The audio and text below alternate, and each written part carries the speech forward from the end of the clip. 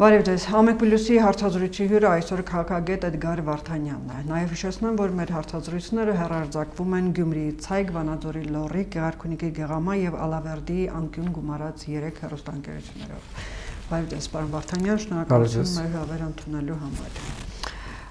Պարոն Վարդանյան,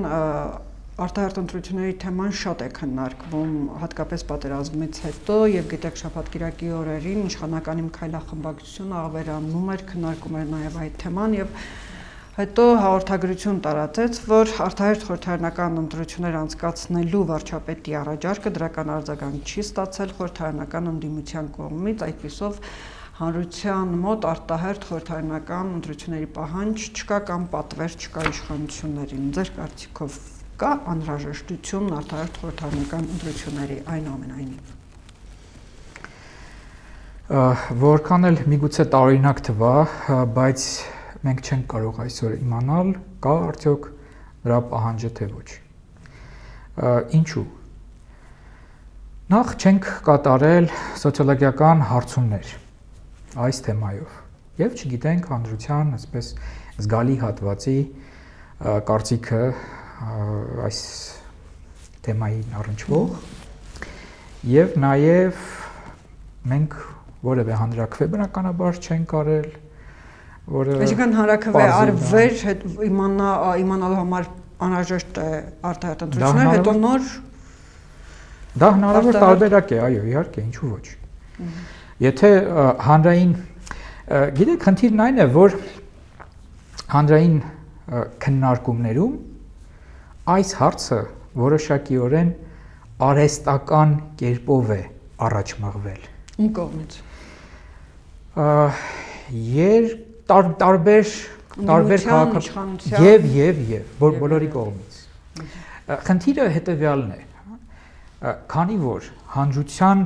մեծամասնությունը կարող ենք այդպես ասել,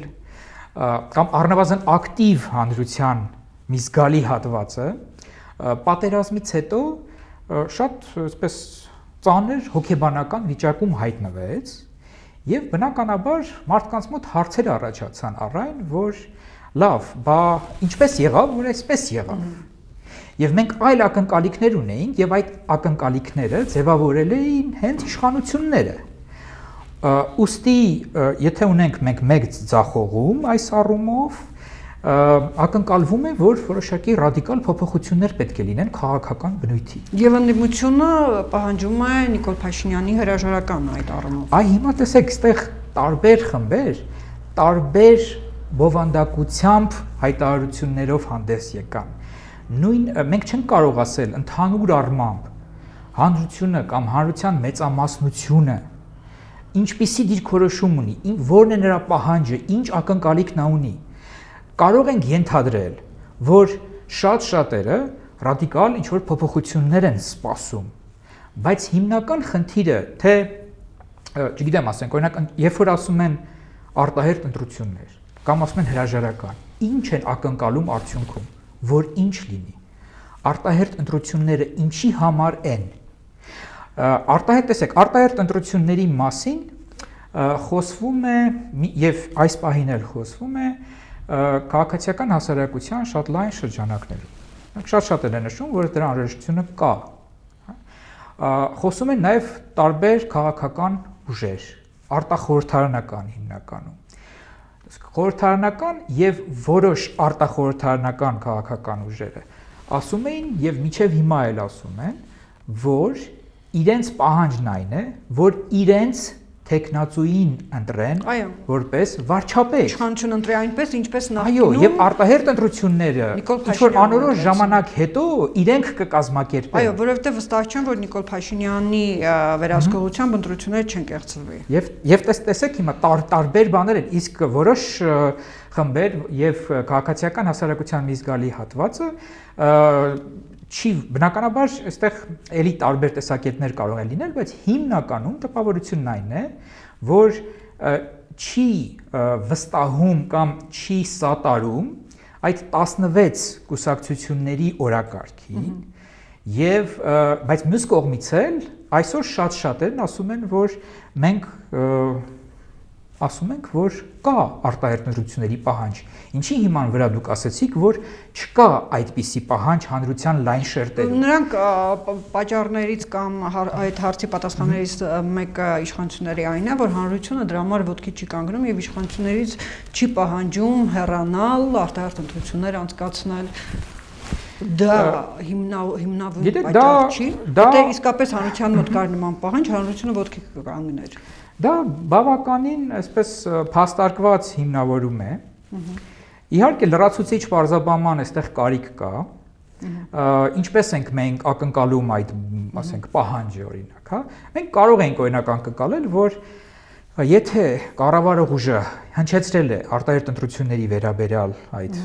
թեզը, չգիտեմ, այդ օրակարգը առաջարկել է ուժերին գալ քննարկման, ընդհանուր մինչև որոշակի համաձայնագիր ստորագրել, որ վարչապետի թեկնածության առաջադրի։ Այո, բայց ասենք քաղաքական ուժերի մասով քիչ թե շատ պարզ է, հա, միգուցե նրանք եկել են, խոսել են, մի մասը չի եկել, դա է արդեն իսկ որպես ազդակ է, որ իրենք համաձայն չեն այդ օրակարգին, չէ՞։ Մի մասն էլ միգուցե եկել է, ասել է, որ չգիտեմ, համաձայն են կամ համաձայն չենք, մենք դեռ չգիտենք։ Մենք նաև պետք է լսենք, թե այդ տարբեր քաղաքական ուժերը, որոնք հանդիպել են, հա, վարչապետի հետ կամ կառավարող ուժի ներկայացուցիչների հետ, ինչ են ասել եւ ինչպիսին են նրանց մոտեցումները։ Հիմա իսկ հանրային լայն շերտերի դիրքորոշումը ինչպես պետք է մենք իմանայինք։ Ակնկալվում է, որ այստեղ, չգիտեմ, ինչ որ օրինակ ստորագրահավաք կարող էր լինել, չէ՞, որ այ մենք պահանջում ենք այսպիսի մի, այսինքն պահանջում ենք, որ այ արտահերտ ընտրություններ լինեն, սատարում ենք այդ օրակարգին։ Կամ միգուցե, հա, զանգվածային միջոցառում լիներ, բայց տեսեք, զանգվածային միջոցառում, ասենք թե լիներ։ Հիմա ենթադրենք 20,000 հոգի դուրս գային եւ ասեին մենք ուզում ենք, որ արտահերտ ընտրություններ լինեն։ Արդյոք դա բավարար էր, որպեսզի մենք ասենք, որ հանրային լայն շերտեր ցանկանում են արտահերտ ընտրություններ։ Լայն շերտերի համար որքան ստորագրություն կամ որքան մարդ պետք է դուրս գա հրապարակ պահանջելու համար։ Տրամաբանական է ակնկալել կամ ենթադրել, որ ես հիմա չեմ հիշում ինչպես է սահմանված մեր օրենսդրությամբ, բայց այնքան քանակի ձայն, որքան որ անհրաժեշտ է, որպեսզի հանրակրվե կայանա։ Ահա։ Մի քանի 100,000 եւ ավելի։ Հա, այդպիսի հնարավորություն կա, չէ՞, որ հանրությունը կարող է նախաձեռնությամբ հանդես գալ, անհրաժեշտ քանակի ձայներ հավաքի եւ այդ հարցը դրվում է հանրակրվե։ Այ մոտավորապես եթե այդքան ձայն կարող ենք մենք ակնկալել, որ հենց դա բավարար կլիներ, որպեսզի մենք հասկանայինք, որ կա հանրային լուրջ իսկապես պահանջ։ Պարոն Վարդանյան, իսկ ձեր կարծիքով այնուամենայնիվ հանրային պահանջ կա, չկա, պետք է ստուգել թե ոչ, ստեղծված իրավիճակից դուրս գալու համար պետք է արտահերտ ընտրություններ անցկացնել։ Թե իշխանությունը կարող է ինքնուրույն այս վիճակը հարթել, որոշակի քայլեր անել, բարեփոխումներ ինչին ակնկալում էինք չստացվեց, այնուամենայնիվ խոստումները կատարելով իր վերստանալ կամ վերահաստատել իր լեգիտիմությունը կամ վստահությունը հանրության կողմից։ Պատերազմի ավարտից անմիջապես հետո ես մի քանի անգամ տարբեր առիթներով նշել եմ, որ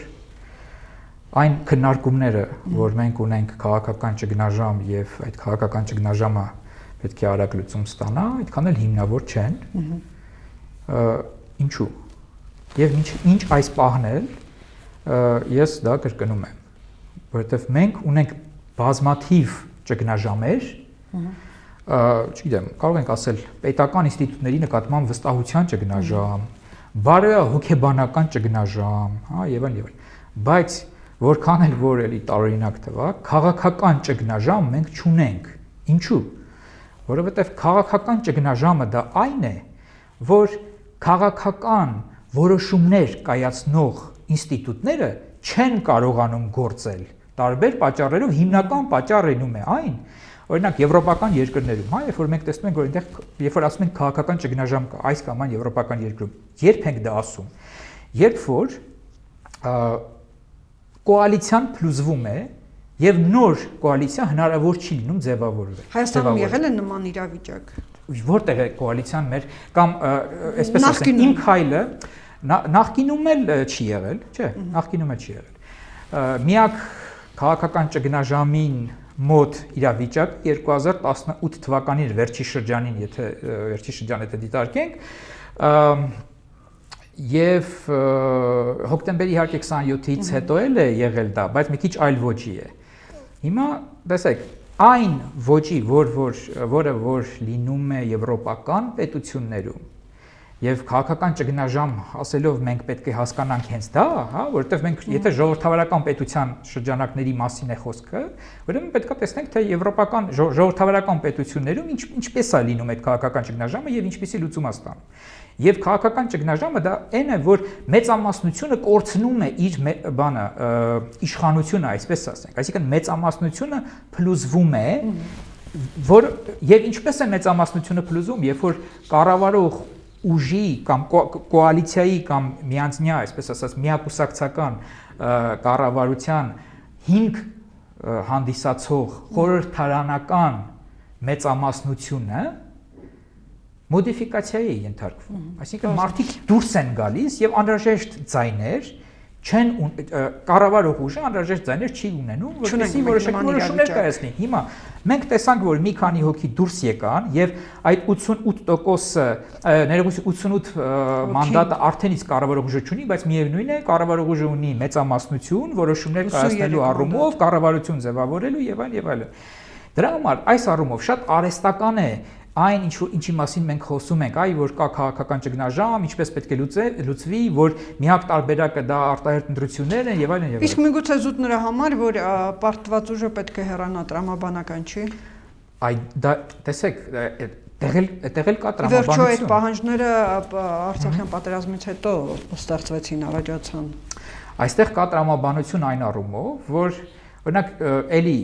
եթե վերադառնանք եվրոպական երկրներին, ժողովրդավարական երկրներին, այնտեղ կա ավանդույթ, որ եթե լինում է շատ լուրջ, խոշոր ձախողում, անկախ նրանից, թե օրինակ երկրի վարչապետը որքանով է պատասխանատու այդ խոշոր ձախողման համար, սովորաբար նա հրաժարական է տալիս։ Դա ավանդույթ է այդ երկրների համար։ Այսինքն դա ինքնական գործընթաց է։ Մարդիկ ուղղակի գտնում են, որ այդպես է ճիշտ, հա, եւ չեն ուզում խախտեն այդ ավանդույթը։ Մեր մոտ ասում են այդպես է ճիշտ, ընդդիմությունը պահանջում է, ասում է այսպես է ճիշտ, բայց իշխանությունը դա չի ընդունում, դա ճիշտ է թե ոչ։ Իշխանությունը այս դեպքում կառավարող ուժը, հա, ինքը կարիք չունի նայելու, տեսնելու թե ընդդիմությունը կամ ընդդիմադիր տարբեր քաղաքական ուժեր ինչ են ասում։ Կամ կառավարող ուժը ստեղծում է որոշակի ավանդույթ, հա, եւ ասում է մենք ճիշտ ենք գտնում այսպես։ Պետք է ներդրվի այդ ավանդույթը Հայաստանում։ Ես կարծում եմ, որ դա իհարկե լավ կլիներ, որ ներդնել, բայց մենք նաեւ չպետք է մոռանանք, որ մենք դեռևս կայացած ժողովրդավարական պետություն չենք եւ այդպես կտրուկ շարժումները կառավարող ուժի կողմից նոր ավանդույթների ձևավորումը կտրուկ կերպով եւ այլն կարող է որոշակի ցնցումներ առաջացնել, կարող է հանրության որոշակի շերտերի կողմից ճիշտ չընկալվել, քաղաքծառայողների կողմից միգուցե ճիշտ չընկալվել, ուժային կառույցների ղեկավարների կողմից ճիշտ չընկալվել եւ ոչ թե կայունություն արդյունքում ձևավորվի եւ ստեղծվի եւ ասենք որոշակի խնդիրներ լուծվեն, այլ հակառակը նոր խնդիրներ առաջանան։ Իսկ ձեր կարծիքով իշխանությունը իմ քայլախմբակցությունը միգուցե սադրելու համար ընդդիմությանը նման հայտարարություն անել այնուամենայնիվ ըստ երևույթին նա կուզենար արտահերթ ընտրությունների գնալ։ Միգուցե սա դրանք կար նրա այդ հայտարարության մեջ ընդդիմության տրամադրվածություն արտահերթ ընտրությունների համար ստուգելու։ Չեմ կարծում, որ նման ձևով անհրաժեշտություն կա չգիտեմ, տրամադրությունները հասկանալու, հա, այլ տարբերակներ կան, որպեսզի կառավարող ուժը կարողանա հասկանալ իսկապես ինչ տրամադրություններ ունեն տարբեր քաղաքական ուժեր եւ հարցումներ կան եւ չգիտեմ կամ բերելու այն մտքին որ այո գնանք արտահերթ ընտրությունների, որովհետեւ իշխանությունը չէր կարողանում, չէ, ընդդիմության համաձայնությունը ստանալ արտահերթ ընտրությունների գնալու ոչ վարչապետի փոփոխությամբ։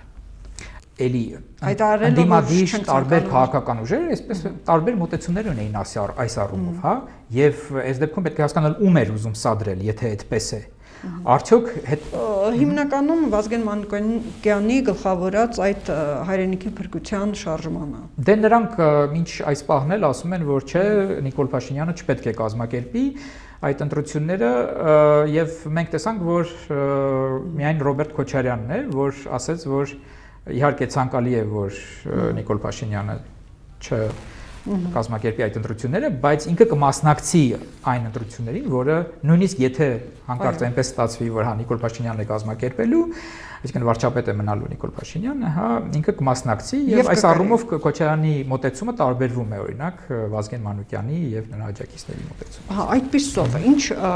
տարաձայնություն կան այդ դեպքում Ռոբերտ Քոչարյանի եւ Վազգեն Մանուկյանի այդ աջակցող ուժերի միջեւ։ Ի սկզբանե տպավորությունն այնպեսին էր, որ այդ 16-17 կուսակցությունների միավորումը իրականում Ռոբերտ Քոչարյանի հովանու ներքո էր տեղ ունենում։ Հիմա տարաձայնություն կա այդպես, չէ՞։ Դժվար է ասել, գիտեք, դա մենք չունենք բավարար տեղեկատվություն նախ եւ իհարկե նրանց շահերը համընկնում են, այսպես կարող ենք ասել, եւ շատ առումներով նրանք եւ համագործակցում են եւ համագործակցել են, մասնավորապես դա ինֆորմացիոն դաշտում է երևում, որ մի թեզը վերցնում են եւ սրանք եւ լայնորեն տարածում են, շատ սինխրոն են գործում շատ դեպքերում, բայց մենք գիտենք նաեւ, որ հայաստանյան քաղաքական դաշտը մինչ այժմ օլիգարխիկ բնույթ է ունեցել,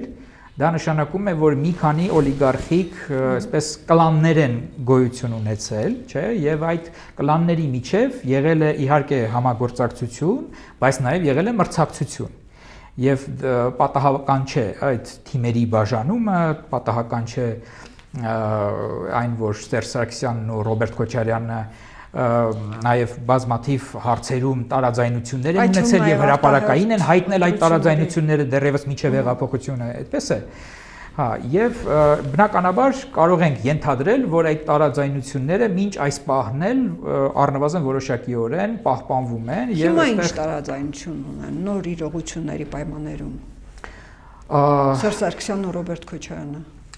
Մենք նաև պետք է հետևյալ հարցը քննարկենք, թե ընդհանրապես այդ տարբեր քաղաքական խմբերը ինչ նպատակ են հետապնդում այսպիսի ակտիվություն ցուցաբերելու համար։ Արդյոք նրանք հույս ունեն, որ կարող են, չգիտեմ, գալ իշխանության եւ այլ, թե այլ հարցեր են, չգիտեմ, շոշափում, այլ խնդիրներ են փորձում լուծել։ Իմ տպավորությունը այն է եւ մինչ այս պահին չի փոխվել, Հենց ի սկզբանե էլ այդպիսի տպավորություն եղել, որ նրանք ավելի շատ փորձում են լուծել իրենց հարստությունը, իրենց ռեսուրսները պահելու խնդիրը եւ նաեւ քաղաքական հալածյալի կերպար ստեղծելու խնդիրը իրենք ունեն, նպատակ ունեն եւ փորձում են դրանցով այդ կերպարի ստեղծմամբ պաշտպանել իրենց քրեական հետապնդումներից։ Խնդիրը նույնն է, որն է տարաձայնությունը Սերժ Սարգսյանի եւ Ռոբերտ Քոչարյանի։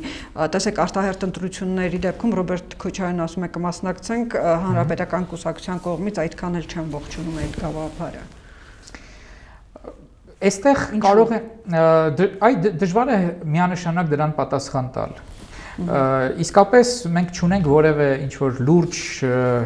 հիմք, ինֆորմացիա, վերլուծություն, որը մեզ ցույց կտա, որ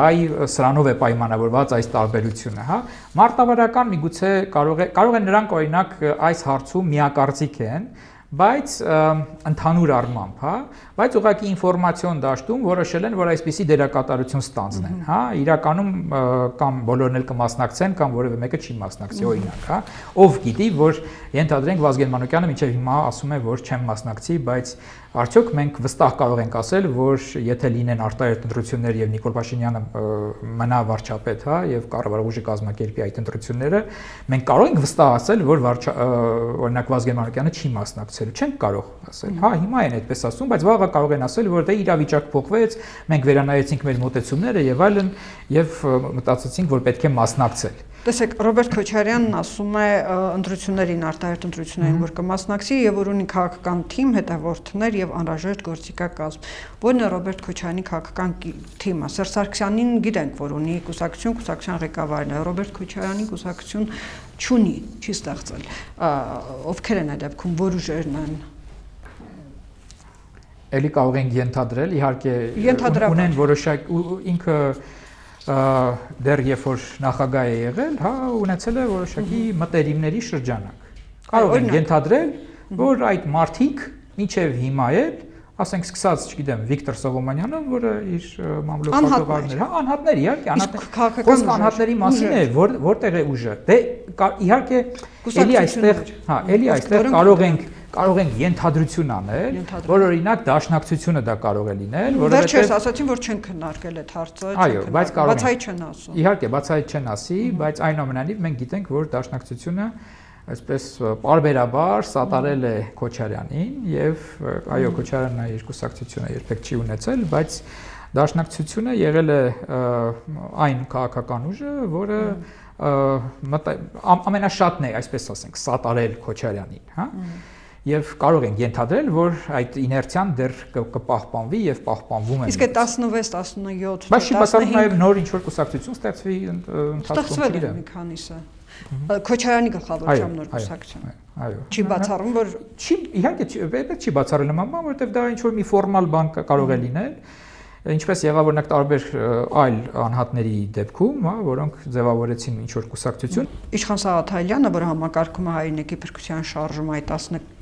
15-6 կուսակցությունների շարժումը, հայտարարել է, որ 29 փետրվարի կլինի իրենց հերթական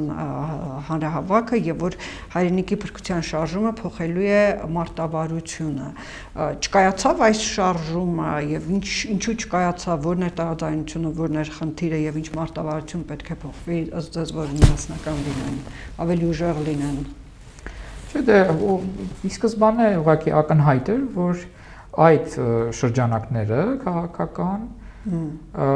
իրենք հանրային լայն, այսպես ասած, աջակցություն չունեն նրանք որևէ բազա սոցիալական, որի վրա կարող են հենվել եւ մարդկանց հիշողությունը թարմ է այս առումով, հա, որքան էլ որ չգիտեմ, ժամանակի հետ մեկտեղ որոշ բաներ մոռացվում են, բայց ընդհանուր առմամբ Հայաստանի Հանրության կարելի ասել բացարձակ մեծամասնությունը 2018 թվականին համակարծիք էր այն առումով,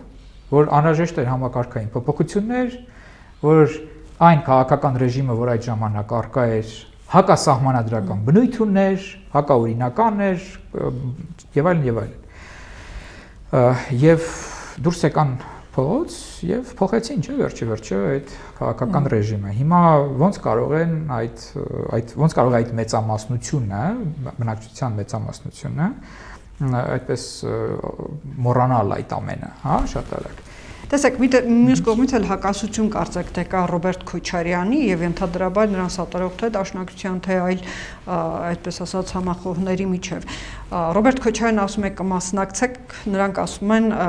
մենք պահանջում ենք Նիկոլ Փաշինյանի հրաժարական, հետո նոր արտահերթ ընտրություններ։ Այսինքն կարող ենք ասել, որ այսպիսով բաժանարար գիծ է դրվում նրանց միջև Ռոբերտ Քոչարյանի եւ այդ հայրենիքի փրկության շարժման շատ ուժերի միգուցե։ Դե ես արդեն այդ հարցին անդրադարձա ըստ էության, հա, հնարավոր է, որ, չգիտեմ, իրականում իրենք այս առումով միակարծիք են եւ ուղղակի դերերի բաշխում է տեղի ունեցել, զուտ հա ինֆորմացիոն ինչ որ հնարք է դա, բայց իհարկե չի բացառվում, նորից այո, չի բացառվում, որ ամեն մեկը իր շահի տեսակետից այլ, չգիտեմ, ճանապարհներ է տեսնում, որ ավելի էֆեկտիվ կլինեն, հա, եւ այս առումով հիմա, չգիտեմ, եթե օրինակ Քոչարյանը կամ իր շրջապատը կարողանան խուսափել որոշ բաներից եւ պահպանեն իրենցը, արդյոք նրանց մտահոգելու է Վազգեն Մանուկյանի, չգիտեմ, շրջապատի կամ նույն Վազգեն Մանուկյանի կամ այլ ինչ-որ քաղաքական կամ Սերժ Սարգսյանի եւ իր շրջապատի ճակատագիրը, քաղաքական եւ ոչ միայն քաղաքական։ Ինչի հիման վրա մենք այսօր կարող ենք ասել, որ այո, նրանց հետաքրքրում է։ Եթե նրանց միջոցով նրանք կարողանան հենց իրենց սեփականը պահպանել, այո, միգուցե նրանց ճակատագիրը հետաքրքրում է, բայց եթե ոչ, ինչն է հիմքը, որ մենք մտածենք, որ, չգիտեմ, նրանք բան են անելու, ամեն ինչ անելու են, որպեսզի օրինակ Սերժ Սարգսյանի, օրինակ, չգիտեմ, Ռոբերտ Քոչարյանի շրջապատը ամեն ինչ անելու է, որպեսզի Սերժ Սարգսյանի շրջապատի գործերը շատ լավ լինեն եւ հակառակը։ Այսինքն նրանք վստահ չեն, որ հաղթելու դեպքում, հաջողելու դեպքում միմյանց կսատարեն, միմյանց անվտանգությունը կամ համագործակցությունը կպահպանեն իրար հետ։ Եվ որոշակի մասնաբաժին կհատկացնեն, այսպես ասած, նախ արդյոք նրանք մտածում են, որ կարող են հաղթել, այ այստեղից սկսենք։ Ես արդեն նշեցի, որ ես չեմ կարծում, որ նրանք այդպես համոզված են, որ հնարավոր է այս պայմաններում, Հայաստանի պայմաններում գալ իշխանության, իրենց թեկուզ եւ որևէ մի շերտ, հա, իրենց այդ ներսի եւ նաեւ հետեւյալը, եթե նույնիսկ մտածում են, որ հնարավոր է որ գան իշխանության, ակնհայտ է, որ ամեն մեկն ուզելու է, որ ինքը շատ բան վերցնի, հա, որ ինքը լինի առաջին դերում։ Դա բնականաբար։ Եվ վերջին հարց Հայաստանում գործող մի շարք կուսակցություններ կամ գործիչներ շարժում էին նախաձեռնել Բաբուխանյան եւ այլոք Հայաստանի ու Ռուսաստանի նոր միության մասին է խոսքը, որ առաջարկում են Հայաստանը մտնի Ռուսաստանի կազմի մեջ, մոտավորապես նման հեռանկար։ Ինչ է սա նշանակում, ինչու նման շարժում։ Երևի ոչ մի բան չի նշանակում, ճիշտ ասած։ Ուղղակի գիտեք, սա շատ երկար խոսելու թեմա է իրականում։ Մի կողմից թվում է թե շատ պարզ բան է, բայց մյուս կողմից է շատ երկար պետք է խոսել, որպեսզի նման հարցեր հասկանանք, թե ընդհանրապես ինչու գոյություն ունեն այդպիսի քաղաքական խմբակներ, ինչու են իրենք ակտիվություն ցուցաբերում, որոնք դրանք տարբերությունը որն է եւ այլն եւ այլն։ Հիմնականում կան մարդիկ, որոնք ուղղակի այնպես է ստացվել, որ իրենք, չգիտեմ, սկսել են զբաղվել քաղաքական ինչ-որ հարցերով, հա, եւ իրենք չեն կարող հիմա այդ քաղաքական ուրիշ բանով զբաղվել։ Իրենց կյանքը դրան իմաստավորվում է դրանով։ Հայ Բաբուխանյանը քաղաքականությամբ զբաղվելուց բացի չգիտի ուրիշ ինչ անի այդ պատճառով էլ, հա, նման։ Այսինքն, հա, ինչ-որ մի գործունեություն պետք է ծավալել եւ միգուցե որոշակի շրջանակներ կան, որ ասենք շահագրգռված են, որպեսզի եւ դրսում էլ կարող է լինել եւ ներսում է կարող լինել եւ կարող են այդ շրջանակների շահերն էլ համընկնել, հա։ Միգուցե ինչ որ, չգիտեմ, վաղը մյուս օրը կարող է ակումբներ ստեղծվել, այդ ակումբներում նրանք ներգրավեն եւ ինչ որ ֆինանսավորում ստանան դրա համար, փող աշխատելու միջոց է։ Ինձ թվում է, որ հիմնականում կարող է, այո, իրենց համար լինել ինչ որ փող աշխատելու հոբի միջոց։ Իհարկե, այստեղ նաև հետևյալը պետք է նշել, որ Ռուսաստանը ընդհանրապես ինքը վերջի շրջանում շատ ակտիվ բան է անում, գործունեություն է ծավալում պրոռուսական տրամադրություններ ձևավորելու առումով ամբողջ աշխարհում, իհարկե գիտի, որ երկրում հնարավոր է դա, որ երկրում հնարավոր չէ։ Հիմնականում այսպես նախկին այդ սոցիալիստական ճամբարի վրա է բանանում, նաև որոշ աֆրիկյան պետություններին, այսինքն սատարում է կոնկրետ շրջանակներ կան, որոնք կոնկրետ աֆրիկյան պետություններում, կոնկրետ քաղաքական ուժերին սատարում են, գումար են ներդնում, չգիտեմ, PR մասնագետներ են բանանում եւ այլն։ Հայաստանում կա որոշակի։ Հիմա հնարավոր է, որ ուզում են, որպեսզի այդ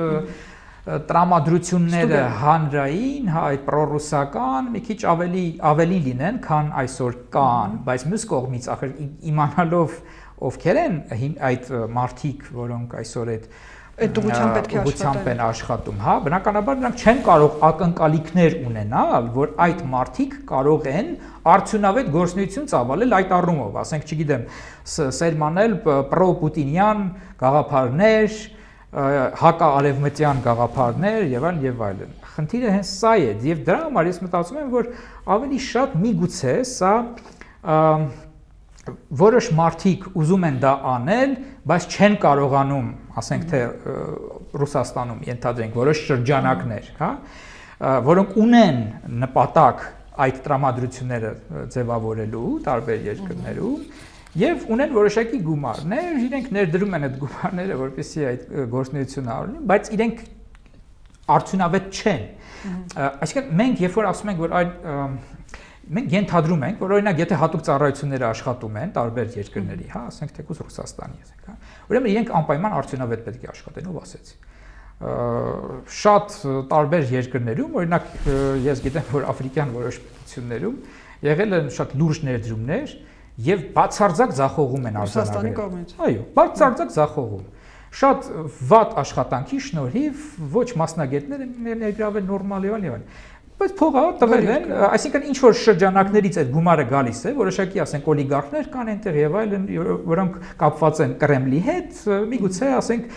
իրենք ազդակը ստացել են, որ պետք է ազդեցությունը Ռուսաստանի ուժեղացնել եւ պրո, այսպես ասած։ Այսինքն Ռուսաստանը իր գումարները ճիշտ մարդկանց միջոցով չի ներդնում այդ նպատակի համար, հա, Հայաստանում այստեղ որտեղ Ռուսաստան ասելով էլ մենք այսպես չենք կարող հասկանալ մեկ բան, հա, նույնիսկ Ռուսաստանի պարագայում թեկուզ ավտորիտար պետություն է, բայց այնտեղ էլ ասում են մի քանի